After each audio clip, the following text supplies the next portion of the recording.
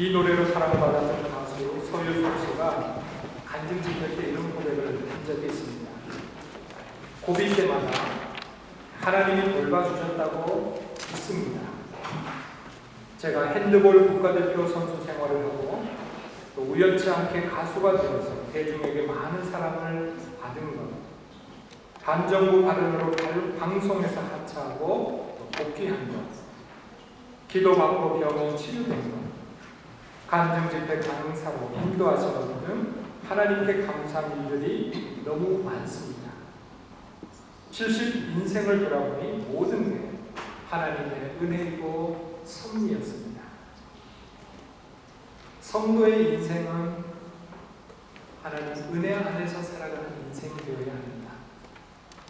우리가 살아가다 보면 때로 무겁고 힘겨운 삶의 무게를 만나지만 하나님의 은혜가 임하면 용기가 있고 하나님의 은혜가 임하면 기쁨이 다시 찾아옵니다. 그러므로 저와 여러분들에게는 하나님의 은혜가 필요하고 하나님의 은총이 필요한 것입니다. 그러므로 여러분들이 한 주간도 하나님의 은혜를 사모하고 하나님 은혜 안에서 살아가는 아름다운 은총이 있기를 바랍니다. 하나님의 은혜와 평강이 여러분들과 항상 함께 하시기를 주님의 이름으로 축원합니다. 유대인들은 매 금요일마다 이른 아침에 상점과 시장과 개인의 집을 방문하면서 가난한 사람들을 도울 수 있는 식량과 때로는 금품을 모았습니다. 그리고 그날 오후가 되어지면 아침에 모은 금품과 식량을 가난한 이들에게 나누어 주었습니다. 이렇게 배급되는 재물을 품파라고 하였는데 그 의미는 바구니라는 뜻을 가지고 있습니다. 그런가 하면 일주일 단위로 회당에 속한 회원들에게 모금운동을 하였는데 이것은 갑자기 일어날 수 있는 비상사태를 대비하기 위한 준비였습니다. 이러한 모금을 타모이라고 했는데 그 의미는 쟁반 그런 뜻을 가지고 있습니다. 예루살렘 교회는 회당의 아름다운 이러한 전통을 현명하게 계승하였습니다. 그리고 가난한 자들을 위하여 매일매일 구제하며 사랑을 실천해 갔습니다. 그런데 오늘 본문을 보면 이 좋은 일을 하면서 예기치 못한 문제를 만나게 됩니다. 당시 예루살렘 교회 안에는 크게 보면 두 종류의 유대인이 있었습니다. 한 종류는 팔레스타인을 떠나보지 못했고 팔레스타인의 언어인 아람어를 쓰고 있는 히브리파 유대인이라고 불리는 그런 종류의 사람들이었습니다. 또 다른 종류의 한 유대인들은 해외에서 돌아온 유대인들입니다. 그들의 대부분은 모국어인 아람어를 잊어버리고 당시 이방 세계의 통용어였던 헬라어를 사용하고 있었습니다. 이런 종류의 유대인을 오늘 성경은 헬라파 유대인 그렇게 말하고 있습니다. 그런데 오늘 성경을 보니까 의도되지 않은 소외자들이 생기게 되어졌습니다. 미처 손과 발이 미치지 못해서 구제를 받지 못하는 헬라파 과부들이 발생했던 것입니다. 그 결과로 헬라파 사람들에게서 불평하는 소리, 원망하는 소리가 나오기 시작합니다. 그래서 본문 1절은 이렇게 기록합니다. 매일 구제에 빠짐으로 히브리파 사람을 원망하니. 왜 이런 불평과 원망이 생겨나게 되었습니까? 본문 1절을 보면 이렇게 기록합니다. 그때에 제자가 더 많아졌습니다.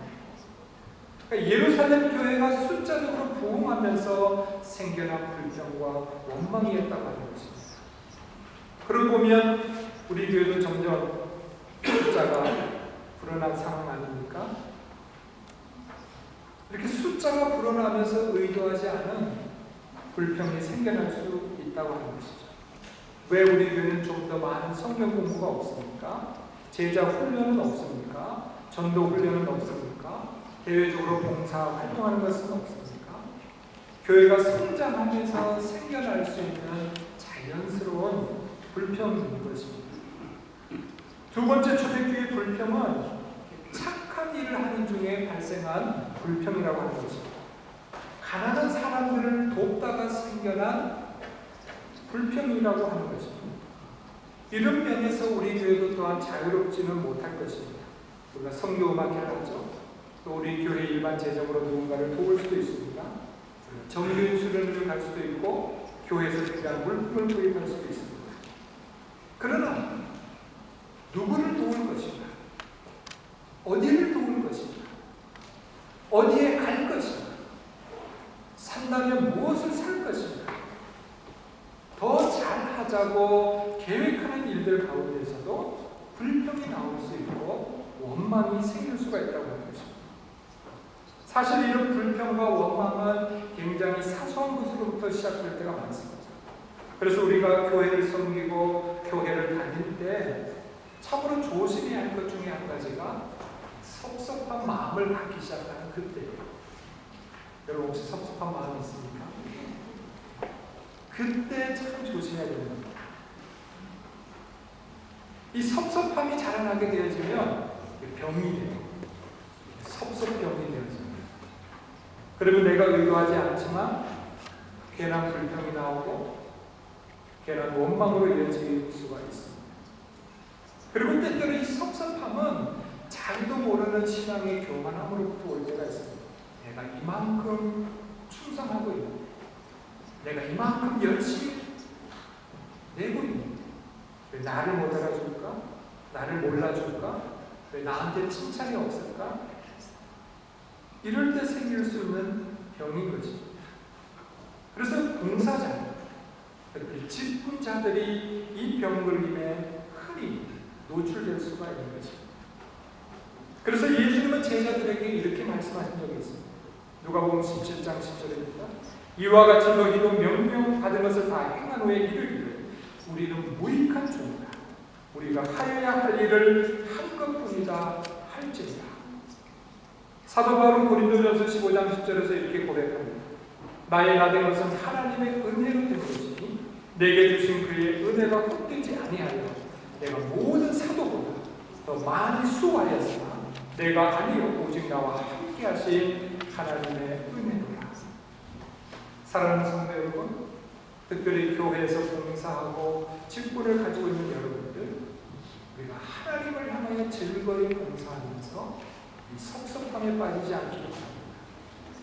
예수님이 주신 말씀처럼 주님 칭찬해 주시니 감사합니다. 그러나 돌아보고 죄인 되었던 내가 구원받은 날에서 마땅히 하나님을 향하여 해야 할 날이 일이었습니다.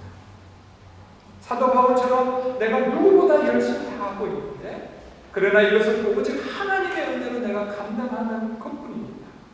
나와 함께 하신 하나님의 은혜가 큽니다. 우리는 이렇게 고백하는 사람, 그리고 봉사자로 교회 일꾼으로 주님 앞에 즐거이 헌신할 수 있는 우리 모습이기를 원하는 것입니다. 어쨌든 의도하지 않았던 불평과 원망이 교회 안에 생기게 되어졌습니다. 그것도 더 잘 섬기고자 하는 일들을 통해서 선한 일을 하고자 계획했던 일들을 통해서 갈등이 문제가 불거지게 되었습니다. 이때 초대교회가 찾은 해결 방법은 바로 교회를 섬길 직분자를 세우는 것이었습니다. 따라서 교회 안에 많은 직분자들이 있는데 이 직분자들이 가장 중요하게 생각해야 될 것은 많은 봉사를 하는 것에 있지 않고 교회를 평화로 이끄는 것에 있습니다. 교회의 직분자를 세우는 가장 원초적인 이유가 선한 일을 하다가 문제가 생겼습니다. 그 문제를 해결하는 사람으로 직분자들이 생겨났다고 하는 것입니다.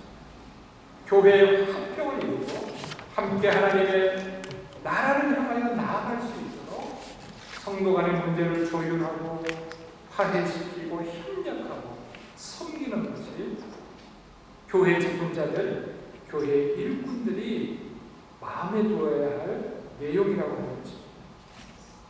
이러한 봉사자와 직분자들을 뽑기 위하여 본문 3절은 이러한 자를 택하라고 말씀합니다. 형제들아 너희 가운데서 성령과 지혜가 충만하여 칭찬받는 사람 7을 택해라. 칭찬받는데 성령이 충만한 자를 택하라고 얘기합니다. 충만하다고 하는 말은 가득 찼다는 거죠. 가득 찼다라고 하는 것은 그것의 영향을 받는다, 그것의 지배를 받는다, 통제를 받는다, 그런 의미를 가지고 있습니다. 우리가 어떤 생각으로 무엇으로 가득 차냐에 따라서 그것의 영향을 받을 수밖에 없다고 하는 것입니다. 술로 충만한 사람은 술의 영향을 받겠죠. 돈 생각으로 가득한 사람은 그 영향을 벗어날 수가 없습니다. 권력에 취한 사람은 권력 야망의 통제를 받게 되어 있는 것입니다. 그래서 우리들은 성도로서 무엇으로 충만해 있는가가 항상 중요한 것입니다. 교회는 성령이 충만한 사람이 필요합니다. 교회는 지혜가 충만한 사람이 필요합니다. 그리고 그들이 중요합니다. 성령이 충만하다고 하는 것은 성령의 지배를 받는 상태를 말하는 것이죠. 그 인생의 초점에 예수님이 있고 사람의 기쁨보다 하나님의 기쁨을 즐거이 찾는 헌신된 사람들을 말합니다. 그리고 동시에 그들은 또한 지혜가 충만해야 된다고 오늘 성경은 말씀합니다. 영성 작가 켄 가이어는 묵상하는 삶에서 이런 이야기합니다. 히브리어로 지혜는 살아가는 기술을 말합니다. 그러므로 지혜가 있다고 하는 것은 성령의 능력으로 현실을 살아가는 힘이 있다고 하는 말이에요. 삶을 통해서 믿음을 나타내 보여줄 수 있는 능력이 있는 것을 말합니다. 그러므로 성령 충만은 때때로 신비한 하나님의 능력을 경험하는 것이고 때때로 이성을 뛰어넘는 신비의 세계라면 이 지혜 충만이라고 하는 것은 현실에 대한 합리적인 판단력을 갖는 것이고 실제적인 삶의 능력이 그에게 있는 것을 말합니다. 그래서 직분자에게는 이 두 가지가 균형을 이루어야죠. 직분자는 성령이 충만해야 하나님의 깊은 그 신비의 영역을 경험해야 동시적으로 다른 판단력과 합리적인 사고를 할 수 있어야 됩니다. 그러므로 여러분들은 이 두 가지를 경계하는 지도자들이 꼭 될 수 있기를 바랍니다. 여러분들이 여기 민원에서 가능한다면 여러분 분야에서 실력을 꼭 키우시길 바랍니다. 그리고 여기 믿는 복음교회에서 하나님을 만나고 하나님을 경험하고 그 은혜로 살아가는 이 시대가 요구하는 지도자들, 교회의 직분자들, 기둥과 같은 사람들로 꼭 쓰임받을 수 있기를 주님의 이름으로 축원합니다. 우리 교회도 사람이 모였잖아요. 어쩔 수 없이 말들이 있고 수군대가 있을 수 있고 갈등 요소가 있을 수 있습니다. 교회라고 해서 예외적인 것은 아니죠. 초대교회에는 잘 성장하는 중에 이러한 불평과 원망이 생겨나게 되어졌습니다. 그때 칭찬 들으면서 성령이 충만한 사람들, 칭찬 들으면서 지혜가 충만한 사람들을 교회의 직분자들로 세움으로 인해서 그 문제를 해결하고 그리고 하나님의 말씀이 더욱 왕성해지는 아름다운 공동체를 만들어 갈 수 있었습니다. 그러므로 오늘 헌신 예를 드리는 집사님들, 직분자들 혹은 봉사자들은 내가 가장 우선적으로 해야 될 일은 많은 일을 하는 것이 아니라 교회의 화평을 이루어가는 것이다. 교회가 하나님의 은혜로 가득 찰 수 있도록 그렇게 내가 섬겨가는 것이다. 이 생각을 분명히 여러분들이 쓰임받고 있는 그곳에서 하나님의 나라와 교회를 위하여 귀하게 쓰임받을 수 있는 축복이 꼭 있기를 소망합니다.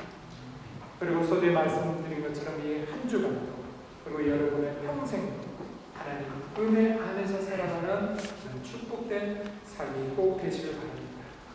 하나님은 여러분들과 함께 하시고 하나님의 은혜가 여러분 인생 가운데 함께 하시고 여러분들은 이 시대와 그 교회 안에서 존귀한 자들로 틀림없이 쓰임받게 될 줄 믿습니다.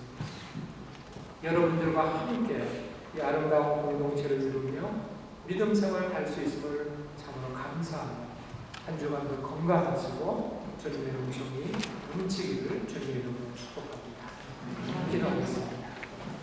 하나님 감사합니다. 오늘도 예배자로 불러주셔서 감사합니다. 우리가 더 많은 일들을 하기 위하여 주님의 부르심을 받는 것이 아니라 더 하나님을 찬양하고 예배하기 위하여 부르신 줄로 믿습니다. 그러므로 우리의 첫 번째는 예배자인 것을 기억하게 하여 주시옵소서.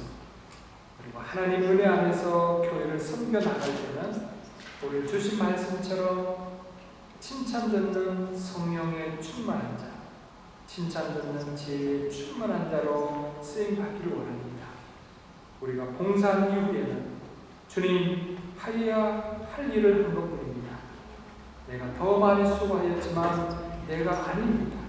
오직 나와 함께 하신 하나님의 은혜로 감당한 것입니다. 그렇게 고백할 수 있는 우리의 신앙의 길이 되게 하여 주시옵소서. 주님, 이곳에 모인 주의 성도들 복되게 하시되 각자의 영역에서 특별한 달란트를 발휘할 수 있도록 도와주시고 성령의 깊은 은혜를 체험하여서 시대와 하나님 나라에 귀한 쓰임이 있게 하여 주시옵소서. 우리의 인생 가운데 임하되어 하시는 예수님의 이름으로 간절히 기도하옵나이다. 아멘.